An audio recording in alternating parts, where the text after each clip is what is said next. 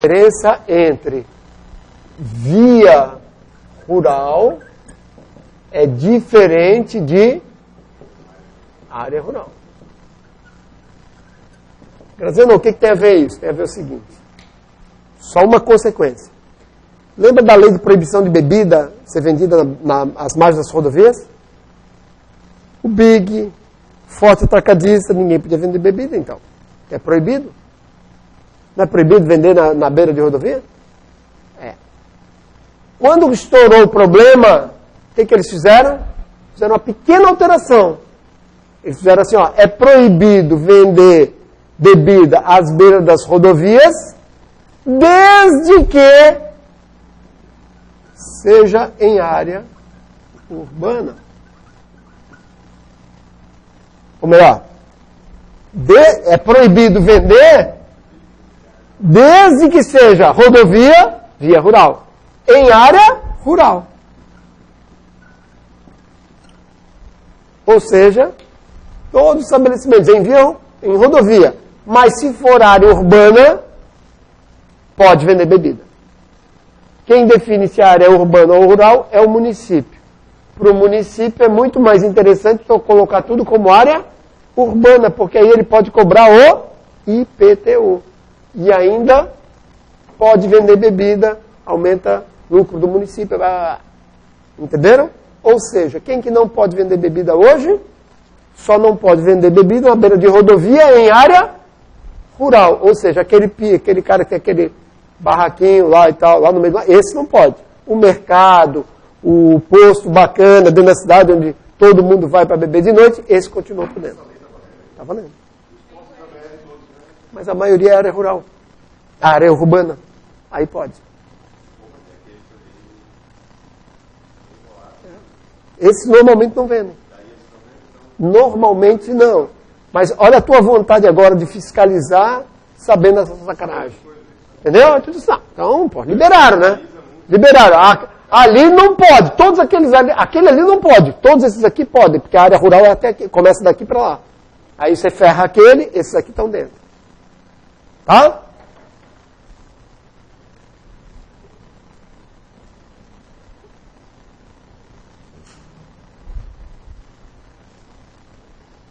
Tranquilo? Vamos lá? Muito bem. Continuando. Objetivos do CTB.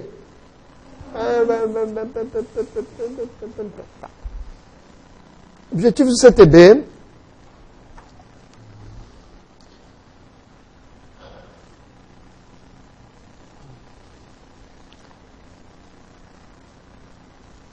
Lá no artigo 1º ele vai dizer: os órgãos entidades pertencentes ao Sistema Nacional de Trânsito darão prioridade em suas ações à defesa da vida, nela incluída a preservação da saúde e do meio ambiente.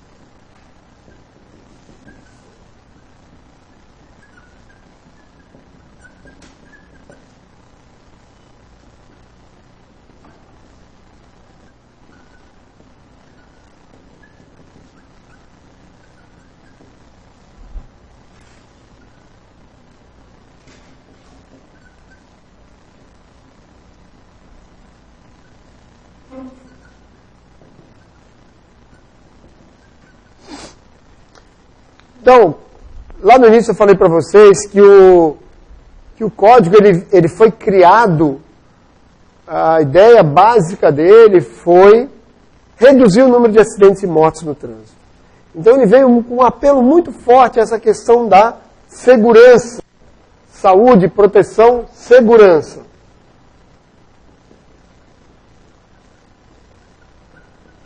Por isso que algumas condutas, o legislador entendeu que elas eram tão agressivas, tão ruins para a população, para a sociedade, que ela criminalizou algumas condutas. Tá? Por exemplo, a embriaguez, por exemplo, o racha, por exemplo, dirigir sem habilitação, em algumas circunstâncias. Né? ela criminalizou algumas condutas. Ela criminalizou, por exemplo, uma conduta de não prestar socorro. Esse foi outro objetivo do CTB. Dentro dessa questão aqui, ó, de proteção à vida, uma das ênfases delas foi a prestação de socorro. Tá? Então tem um crime lá específico para aquele motorista que não presta socorro a uma vítima. Tem infração de trânsito específica para isso. A prestação de socorro, ela retira a possibilidade, por exemplo, da prisão em flagrante. Se a pessoa prestar o socorro, por exemplo, lá no artigo 301, ele vai dizer que se você prestar o socorro, você não deverá impor a prisão em flagrante. Não que a pessoa não vai responder criminalmente, ela vai, mas ela não deve ser exigida nem fiança e nem prisão em flagrante se ela prestar o socorro. Tá? Então o código ele veio com esses objetivos. Aqui no meio ambiente a gente vai ver que tem vários aspectos, inclusive nas resoluções do CONTRAN, onde ele vai criar situações, infrações de trânsito, vários ordenamentos no sentido de preservar a questão do meio ambiente, questão de fumaça em veículos, né, emissão de ruído, uma série de situações onde está caracterizada uma preocupação com o meio ambiente. E ele traz também que os órgãos têm uma responsabilidade objetiva. Quando vocês estudam direito civil, vocês vão ver uma diferença entre a responsabilidade objetiva e a responsabilidade subjetiva. Eu não vou me aprofundar aqui. Responsabilidade, basicamente, tá? Porque me falta conhecimento para isso. Responsabilidade subjetiva é aquela em que você tem que demonstrar a culpa do outro. Então, o cidadão bateu no meu carro, estragou, eu quero que ele ressarça os prejuízos, ele tem culpa, ele tem responsabilidade subjetiva. Eu vou demonstrar o nexo de causalidade e eu vou demonstrar a culpa dele. Ok? A culpa foi dele, então ele tem que pagar o meu prejuízo. Na responsabilidade objetiva, você não tem que demonstrar a culpa, você tem que demonstrar só o nexo de causalidade. Por exemplo, no trânsito, se tiver um buraco na rodovia e alguém cair naquele buraco e se acidentar, a responsabilidade do órgão com circunscrição sobre a via é clara, é indiscutível, porque tinha um buraco. Não, mas é que eu não tampei o buraco porque eu não tinha dinheiro, porque eu não tinha gente para fazer isso. Isso é problema teu. Você vai responder objetivamente por esse problema que você causou. Você tem que indenizar, o órgão tem que inclusive indenizar os prejuízos que ele causou. Tá? Então ele vai falar em responsabilidade objetiva. Como é que isso aí caiu numa prova? Caiu assim, ó. Um veículo foi regularmente recolhido ao pátio, foi retido regularmente.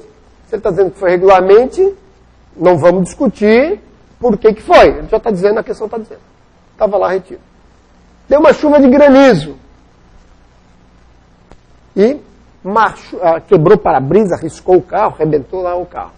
A pergunta é a seguinte: o órgão com circunscrição sobre a via, ele tem responsabilidade de ressarcir esses prejuízos?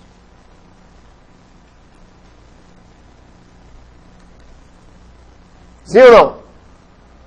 A gente estuda e quando vê a situação, fala, puta que...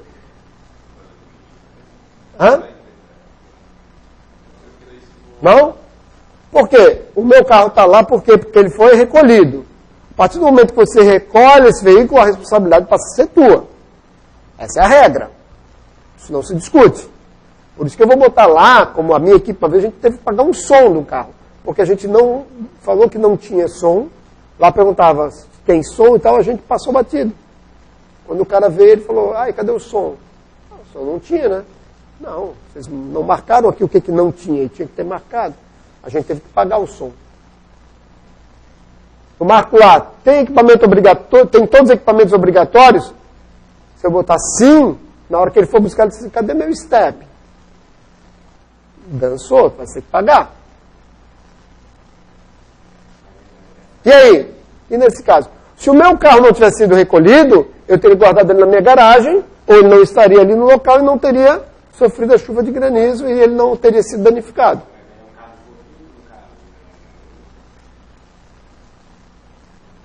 Hã? Por quê? Concorda com ele?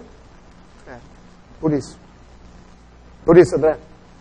Caso fortuito ou força maior. Eu discordo, tá? Particularmente eu tenho opinião diferente. Mas é indiscutível isso. Nesse caso, como é caso de força maior ou caso fortuito, a administração ou o órgão ele está isento de responsabilidade. É um dos casos que exclui a responsabilidade objetiva. Sim, mas houve um caso fortuito ou força maior. Tá? Que poderia ter ocorrido se ele estivesse na rua.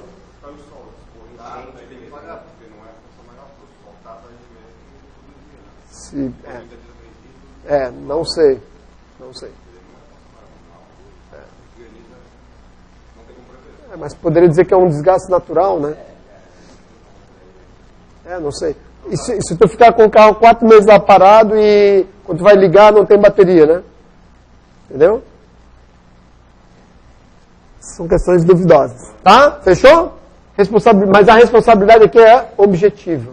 Tá? Nesse caso, aí lógico, esse concurso ele entrava o direito administrativo e o direito civil, então você tinha que saber o que era a responsabilidade objetiva.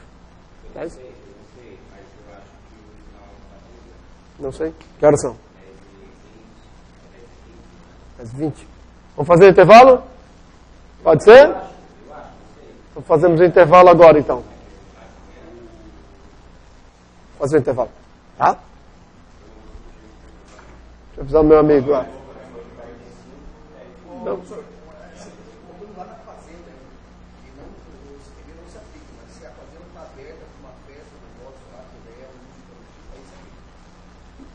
É uma boa questão.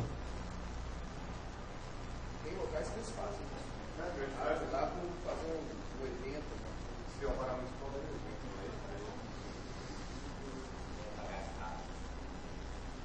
evento. Não sei, eu acho que não.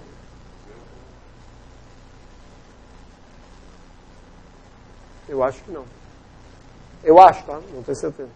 Mas eu acho que não, porque ele continua sendo, não é uma... Ali não passou a ser uma via aberta, entendeu? Ali continua, porque ali você tem que pagar o ingresso, você vai entrar só quem eles autorizarem, entendeu? Então eu acho que ali não passa a ser uma via aberta à circulação pública.